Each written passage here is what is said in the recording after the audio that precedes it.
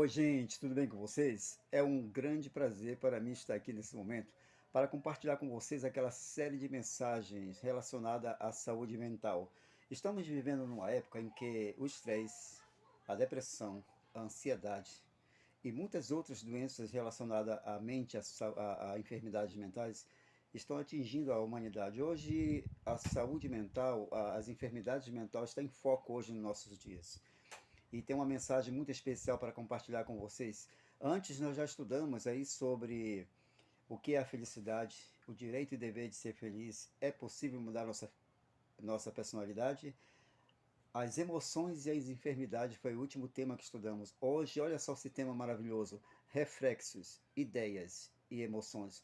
Nós vamos mais uma vez ver aí sobre nossos reflexos, nossas ideias e emoções. Nós vamos tirar grandes e maravilhosas lições aqui para a nossa vida. Tenho certeza que você vai gostar dessa mensagem de hoje.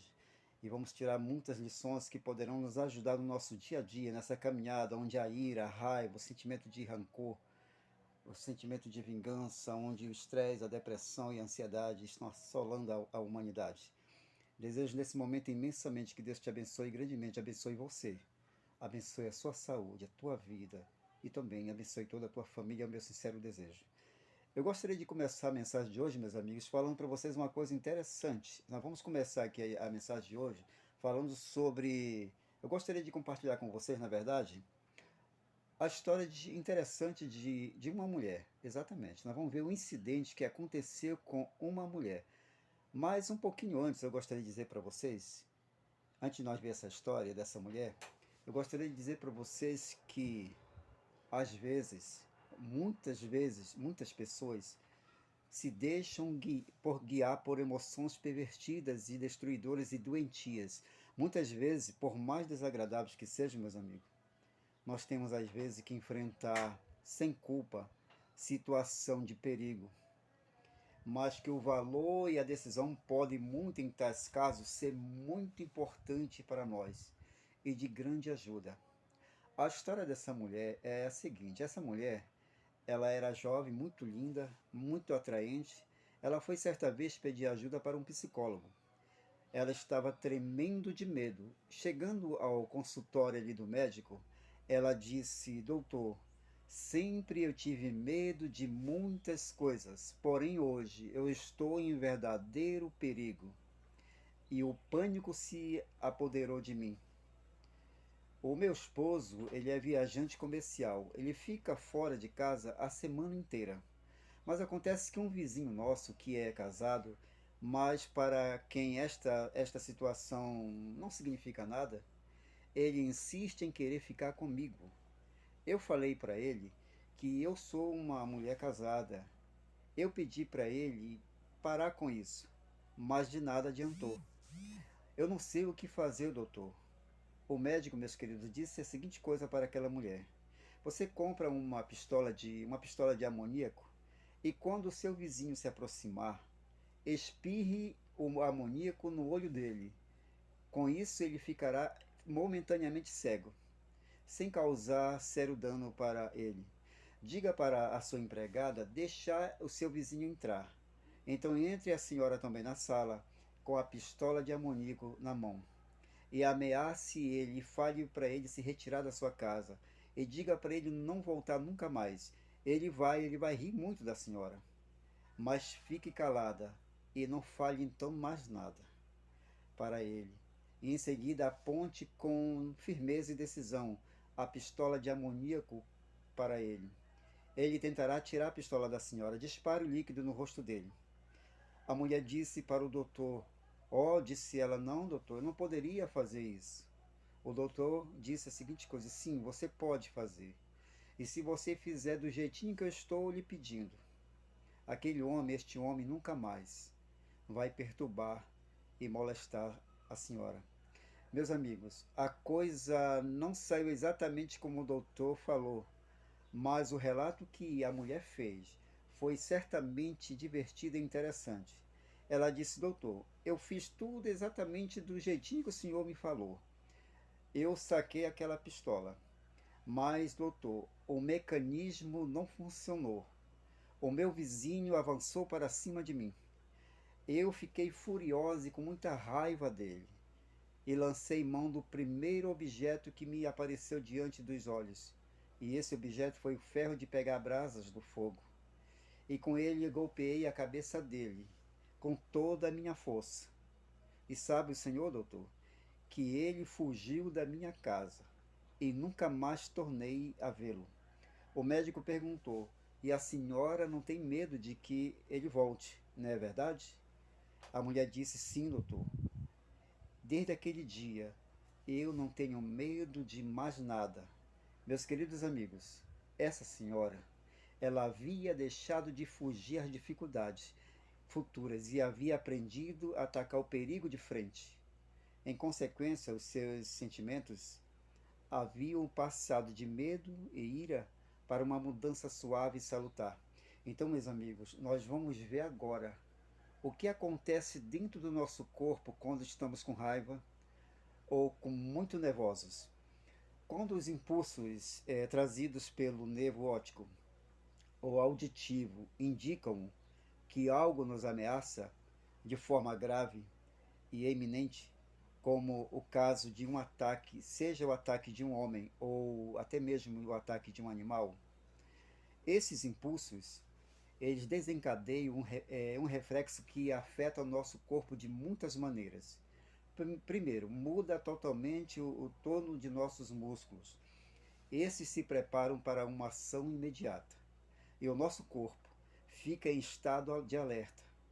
Em seu interior se produz uma extensa reação graças à influência do sistema nervoso autônomo. Aumenta ali a nossa respiração e, portanto, a provisão de oxigênio disponível cessa a digestão para que o sangue seja enviado a outras partes do nosso corpo, devido aos efeitos da adrenalina adicional segregada pelas glândulas suprarrenais. Acelera-se o nosso pulso e sobe a nossa pressão sanguínea. Aumenta também a quantidade de açúcar no nosso sangue, que está destinado a combinar-se com o oxigênio e a proporcionar energia aos nossos músculos. Existe também preparativos inconscientes. A reação desencadeada pela emoção aumenta aí o número dos nossos glóbulos vermelhos e a coagulação do nosso sangue, como para reparar as perdas de sangue, ou melhor possível, no caso de feridas durante ali uma luta. Tudo isso sucede automaticamente dentro do corpo humano, como no de qualquer animal também. Quer dizer que nós não nos damos conta disso. Percebemos esta emoção só depois que se produz a reação diante do perigo. Meus queridos amigos, duas ou três lições nós podemos aprender de tudo isso. Em primeiro lugar, vemos quão necessário é nós desenvolvermos a parte de nosso cérebro capaz de ser desenvolvida. Quanto mais aprendemos, melhor, meus queridos, capacitados estaremos para julgar qualquer situação e decidir as ações convenientes. Em segundo lugar, temos a necessidade de canalizar devidamente as energias libertadas para a emergência, pois se essas energias não são usadas de forma útil, ou pelo menos inofensiva, elas causarão prejuízo se nós não fazermos algo e se nós permanecermos em estado de emoção ou tensão nervosa. Todo o nosso corpo sofre desgaste. Podemos dizer que até que o nosso corpo ele sofre uma espécie de envenenamento passageiro, pois a adrenalina, meus queridos, e outras substâncias libertadas no sangue são drogas poderosas e a intoxicação passageira se torna crônica.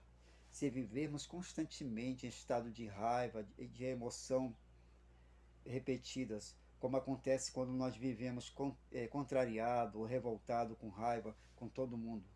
A sabedoria popular ela diz assim que uma pessoa que vive com raiva e nervosa o tempo todo, Em tais condições, essa pessoa ela destila veneno. Então, meus queridos amigos, as nossas energias devem ser usadas de forma útil. Eliminar todas as nossas emoções é impossível. Sem elas, a vida não teria cor e nem atrativo. A nossa vida se distingue pelos movimentos e as emoções. Elas são um grão motor da existência. Por exemplo, em um carro, porém, um motor não é tudo. Ele proporciona força, porém, essa força deve ser dirigida. O mesmo acontece em nossa vida.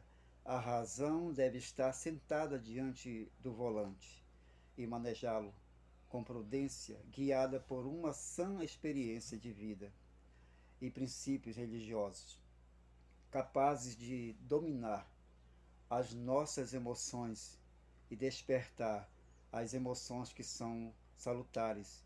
A conduta sensata nos proporcionará, meus queridos, equilíbrio e felicidade.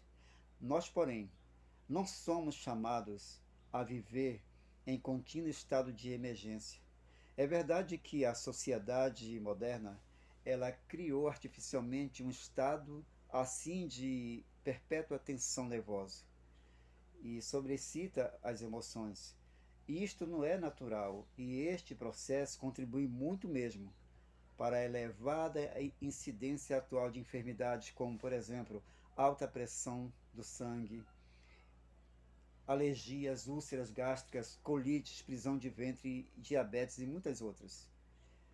Ideias, sentimento ou emoções. Meus queridos amigos, nós devemos ter em mente que há emoções e emoções. Existem também paixões, que são emoções permanentes, capazes de levar à loucura. Fala-se, aliás, de emoções fortes e do dano que podem causar. Por outro lado, há emoções benéficas e deve-se reconhecer que sem a capacidade de sentir emoções, não valeria a pena viver, mesmo que houvesse quem quisesse viver, regendo-se apenas pelas ideias, com absoluta independência das emoções, não poderia fazer.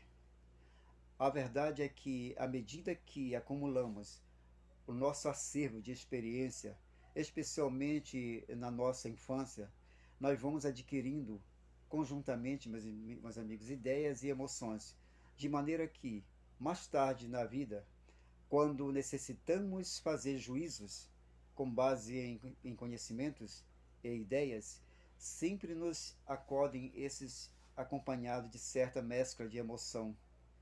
E esta é uma lição que encontramos bem destacada em uma série de ensaios de autoria do Dr. Harrison Evans, publicados ali em 1947. O Dr. Harrison ele considerou, primeiro, como se vão formando na mente as ideias ou imagem a princípio. As sensações são muito simples. Por exemplo, simples é a resposta da criança. Se a criança sente dor, ela chora. Se sente fome, chora. Se quer ir ao colo da mãe, chora. Pouco a pouco, porém, as sensações se complicam gradualmente. A criança vai formando uma impressão de sua mãe, pela vista, pelo ouvido, tato e olfato.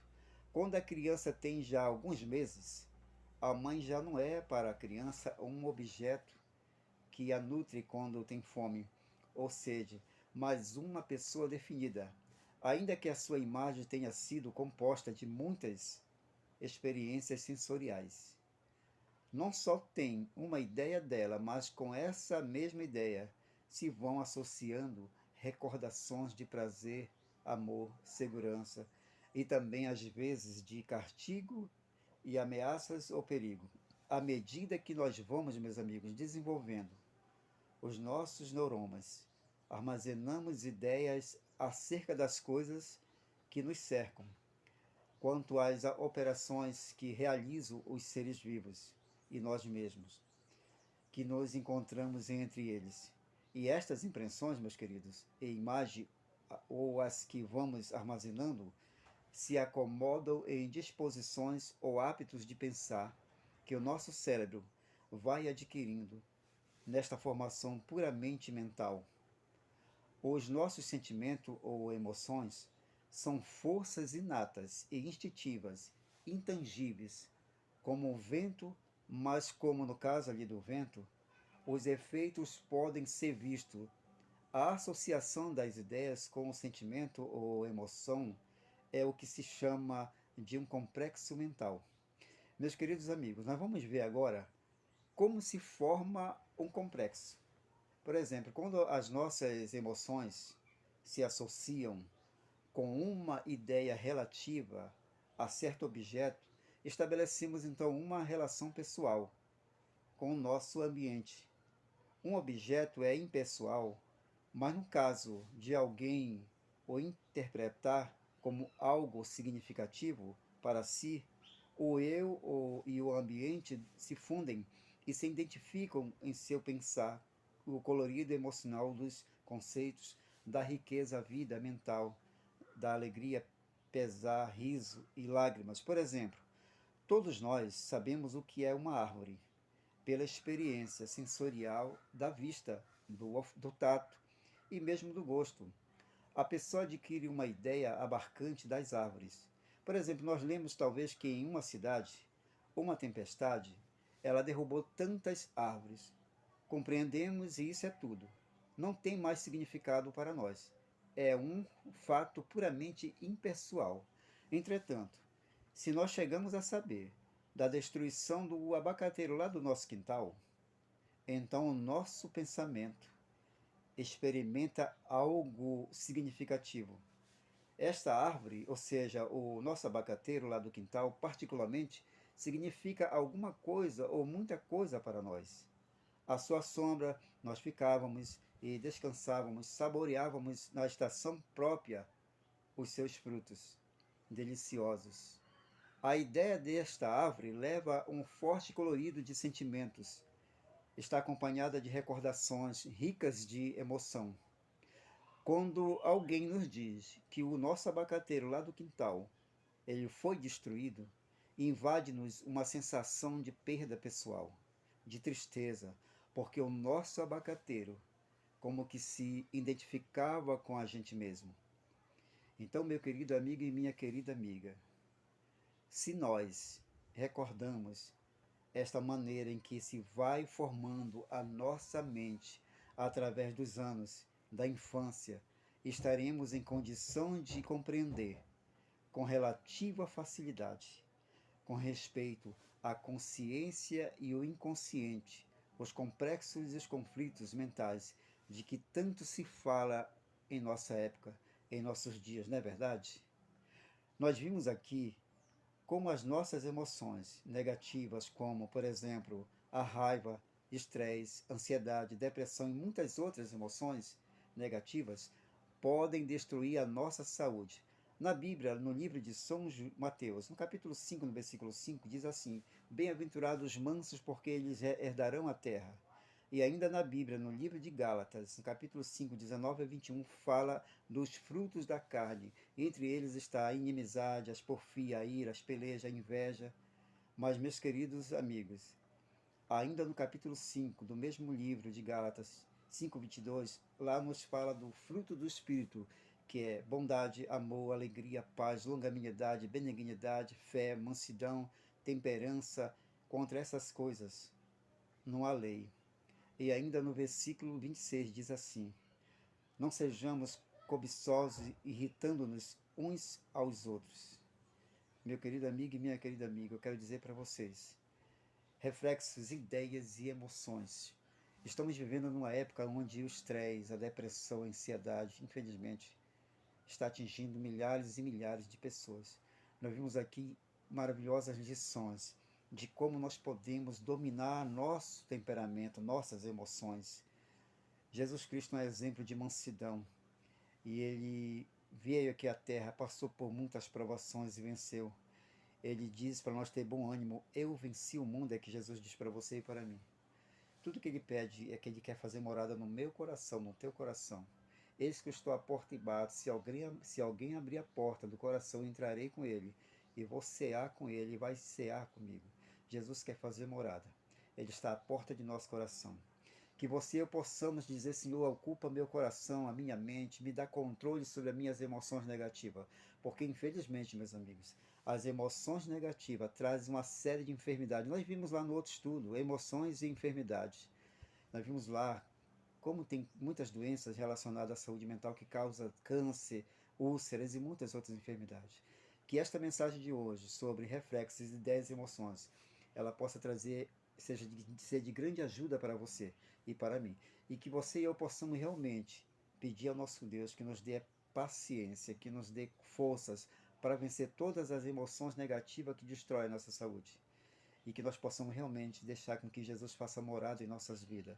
Eu desejo nesse momento que Deus abençoe você, que Deus te abençoe poderosamente. Se você está passando por algo que está atormentando a sua mente, seu coração, alguma raiva, algum rancor, alguém que está lhe perturbando você ou lhe incomodando, ou algo que você não consegue resolver sozinho, creia, acredite que esse Deus faz milagre. Nosso Deus é maravilhoso.